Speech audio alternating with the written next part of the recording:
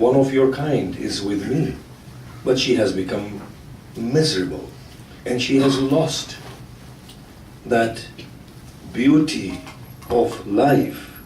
What is the remedy for her? As soon as the other birds heard this, they all fell from the branches and as if they were dead. And this man was extremely baffled by this. He went back. The bird said, "Did you bring back a reply for me?" The man said, "As soon as I told them about your question, they all died." At hearing this, the bird died. When the bird died, the man opened the door of the cage, took the bird out, and immediately it flapped its wings and flew away. There is a secret in this story, the secret of becoming. What the bird did was it understood that its anguish is due to it resisting that flow, that becoming. And it understood that yes, that is a release from this anguish and this pain. But this is a metaphorical death. The process of becoming requires death at every instance. What do we understand by death at every instance? We as human beings, we are extremely restricted and limited. We are restricted by the way in which we are made, through the lives that we lead, through our influences, through the atmosphere, through the people we interact with. These interactions, the environment imposes limitations upon our minds and on the way that we are as people, in the way in which we see the world. That here means allowing the personality to change. And it's a willful death. That we say to ourselves that if these are the factors that are restricting me, then I need to give away. I need to give way. They need to go.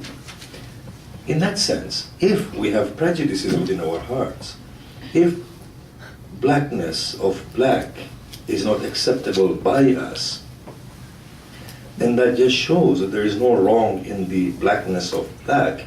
There is some wrong within the recipient. There is some restriction here, and I cannot accept the other person. Similarly, if we can't accept other views, if we can't accept other traditions, if we can't accept other human beings, these are all signs of limitation within us ourselves. There is no limitation beyond ourselves, and to become means to rid ourselves of our own personality and to allow ourselves to grow into something far greater. The whole of this process leads us to godliness. Look at the Prophet of Allah. He came to a community in which there weren't any Muslims, were there? There weren't any Muslims. Yet he saw nothing but goodness within them. And he believed in that goodness, and he worked on that goodness until he made them into the best of people. Similarly, we need to learn from the Prophet that when we look at each other, and if we can't withstand opposition, contrary opinion, it just signifies an immense lack within us. But the tragedy of all tragedy is when religion, which is supposed to be a liberating factor, becomes a restrictive factor. Isn't it so true that before we become religious, we are far more open to humanity at large? And as soon as we start becoming religious, we start passing judgments upon others. This religion, which is supposed to be a liberating factor, due to the recipient's inability to understand it, is rendered into a cage that that bird is trapped within. Religion, on the other hand, is supposed to be that hand that opens the door of the cage and allows the bird its freedom and allows it to fly away. Therefore, what we need to understand is that as human beings, we need to flow and we need to change at every instance at every moment, whatever is limiting us needs to be cut away.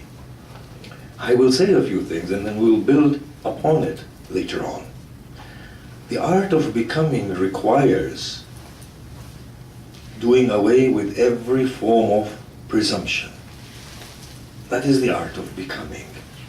How amazing when people talk about suffering and they don't realize that suffering is a result of a person not being able to handle change, which is the fabric of the universe. Why do we suffer?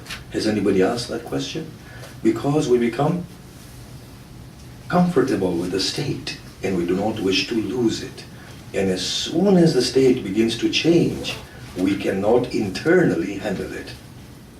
I was at a conference and we were talking about euthanasia and suffering. We concluded that suffering is an inner state. And it's very, very relative. It's the way in which we interact with external situations. That is what suffering is all about. But we find that human beings complain of suffering. And Allah says, لَقَدْ خَلَقْنَا الْإِنسَانَ فِي كَبَدٍ. We have created man in difficulties. And if we arrive at a point where we can alleviate one suffering, we immediately enter into another one. And that's a lifelong process to go from one stage into another. But have we ever thought why we suffer internally? It is only because we can't handle change. How odd that here is a human being who has the sacred pen, and the sacred tablet is he himself. He can write his own destiny. He has made a world that has become a prison for him, and then he cries. All he has to do is to take the pen and rewrite the story. And he is freed from this cage. That's all there is to it. When we look into Surah Baqarah and we see the verses of Adam and the paradise and the garden, we find from the hadith literature and the deliberations of our Mufassirin, especially Allama Tabatabai and the likes of Ibn Arabi and etc., that Adam, by his very nature, wanted to move and flow. And that tree was an opportunity for him to grow and flow. In his innocence, he had to pick that fruit. He had to. And Shaitan had to be there. And Shaitan serves a very positive purpose at that point. And in fact, I'll ask this question. Think about these things before you conclude. Is Shaitan evil? Is he totally bad? Is he one thing that we would rather do without? Why aren't you responding? Is Shaitan evil? He is, right? Well, before these sort of lectures, was he evil? No.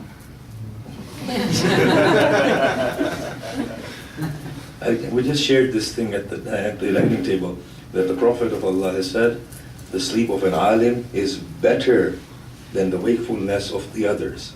I said, do you know why the Prophet has said this? And they said, no. I said, because the more they sleep, the less damage they do. So that's why the Prophet has said, let them sleep. You know, if you can give them volumes 2 or 3 at a time, give it to them. Let them all go to sleep. Anyway, we ask a question, if Shaitan is so evil, so despicable, so wrong, why did the merciful God create him in the first place? Surely Allah can't create anything that is useless. So it serves a beautiful purpose. Now when Adam was created, think about this thing. There were so many trees there. There was so much for Adam to do, wasn't there? In paradise he was the only one with Hawa. And of course when somebody is in love, they don't even look at the trees. They only look at the face of their beloved, and that's it. They don't even feel hunger, do they? Oh, at the time gone so long ago that you don't remember anything. Never mind. Anyway, Adam was there, going about his business. And Allah said, don't go towards that tree. And incites curiosity within Adam. We'll say to Allah, had you not said that to Adam, he wouldn't have gone there. You know that, we know that. Yes? You aroused curiosity in Adam to send Adam there. You sent Adam there yourself. Why? Because it was befitting for Adam to do that. Adam went and ate. Now here what our Mufassirin are saying is that Adam wanted to accept a challenge. He was